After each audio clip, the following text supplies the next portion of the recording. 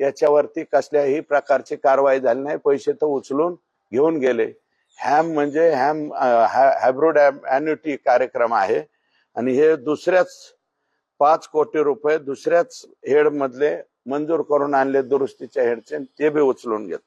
यावेळी कार्यकारी अभियंता आहेत शिवशंकर स्वामी, उप अभियंता आहेत संजय मुंडे आणि कनिष्ठ अभियंता आहेत अतुल मुंडे. हे कार्यरत होते या तारखेला.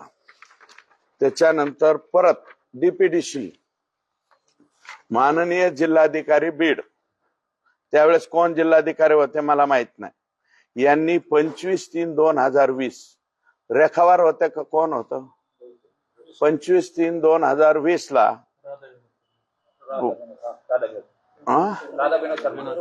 बहुतेक 25/3/2020 ला रोजी प्रशासकीय मान्यता रद्द केल्या 57 कामाच्या. परळी मतदारसंघातल्या 57 कामाच्या सार्वजनिक बांधकाम विभाग अंबाजोगाईच्या अंतर्गत येत असलेल्या 57 कामाच्या म्हणजे काय रद्द केलं, प्रशासकीय मान्यता प्रमा रद्द झाली म्हणजे विषय संपला. परंतु काय झालंय, या कामांचे एकूण 57 कामांचे प्रमा रद्द केल्यावर बी कलेक्टरने इकडे प्रमा रद्द केल्या, परंतु आकांनी तिकडे 14,43,45,00,000 रुपयाचे बिल उचलून मोकळे झाले.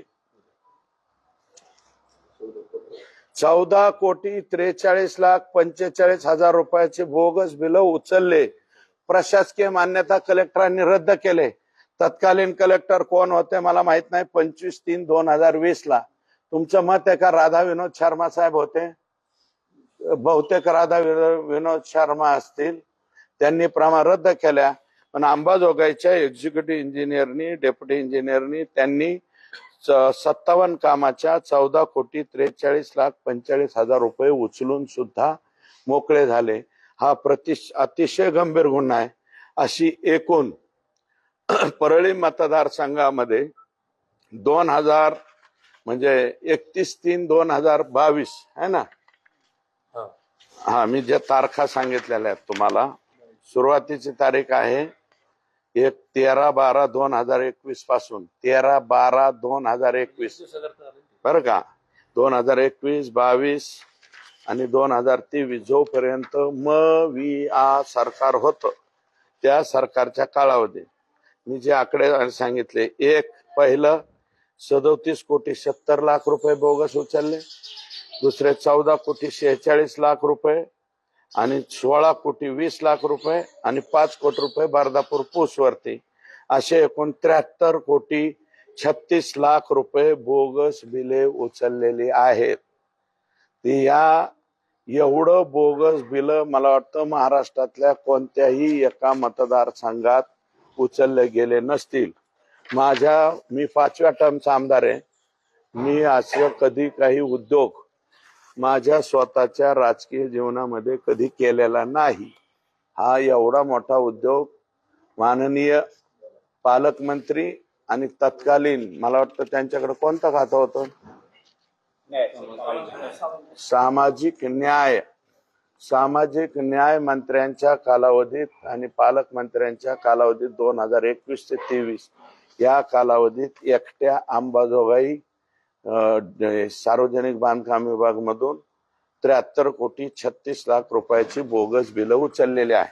या कामांच्या याद्या माझ्याकडे आहेत. 1, 2 आणि 3 फायली मी केलेल्या आहेत वेगवेगळ्या. हेड बी वेगवेगळे आहे. डीपीडीसीचे किती उचलले, राज्य सरकारच्या एसआरचे किती उचलले आणि बाकीचे किती उचलले, याच्या पीडीएफ आहेत. झेरॉक्स काढून याद्या देण्यापेक्षा पीडीएफच तुम्हाला देतो. तुमचे नंबर द्या आणि ते आपल्या ब्लॉक वरती टाका तुमच्या मीडियाच्या, आणि मीडियाला सुद्धा खाली जाऊ द्या आणि परळी मतदारसंघातल्या सुज्ञ जनतेला सुद्धा पाहू द्या की या कामावर या कालावधीत या कामावर इथे काम झालती का. 1 रुपयाचं सुद्धा काम न करता ही सगळी बोगस बिल या ठिकाणी उचलण्यात आलेली आहे. आता या संपूर्ण यादी संदर्भात तुम्ही यादी मुख्यमंत्र्यांकडे दिली का आणखी कोणाकडे दिली आणि तक्रार कोणाकडे करणार आहात? मी अजून कोणाकडेच दिली नाही. राज्याचे मुख्यमंत्री, सार्वजनिक बांधकाम मंत्री आणि राज्याचे उपमुख्यमंत्री उद्या येणार आहे.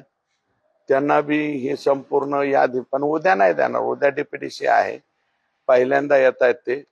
त्यांना फक्त माहिती तर आता होणारच आहे ना, ते आमच्या इथे येत आहेत. उद्याच्या डीपीडीसी मधला आमचा विषय हाच राहणार आहे. याची तक्रार तर देणार आहे ना अजितदादाकडे बी. आपले शागिर्द किती म्हणजे चांगल्या पद्धतीने या ठिकाणी कारभार करतायत. म्हणजे तुमचे सामाजिक न्याय आणि पालकमंत्री शिवशंकर स्वामी, हे मुंडे कोण आहेत? संजय मुंडे. आणि मला असं कळलं संजय मुंडे साहेब 2022 ला याच्यावर बी गेले, रिटायर झाले हे पैसे उचलून देऊन. आणि परत त्यांच्या बिचाऱ्याचं काहीतरी आजार झाला आणि तेव्हापासून ते माणूस कुठे आहे ते बी सापडत नाही. देवदयाच्या कृपेने चांगल्या ठिकाणी असावा एवढीच अपेक्षा आहे. ते माणूस त्या परिसरामध्ये नाही, आता परळी आणि अंबाजोगाई परिसरामध्ये नाही. रिटायर झाल्यावर ते डेप्युटी इंजिनियर राहायला पाहिजे ना तिथं. किडनीचा काहीतरी आजार झालता म्हणले, किरकोळ. अगोदर एकदम टाईट होता, पण हे बिल उचलून दिल्याच्या नंतर लगेच किडनीचा आजार त्याला झाला. सुरेश धस काय बोलते मला तर त्यांनी नाही.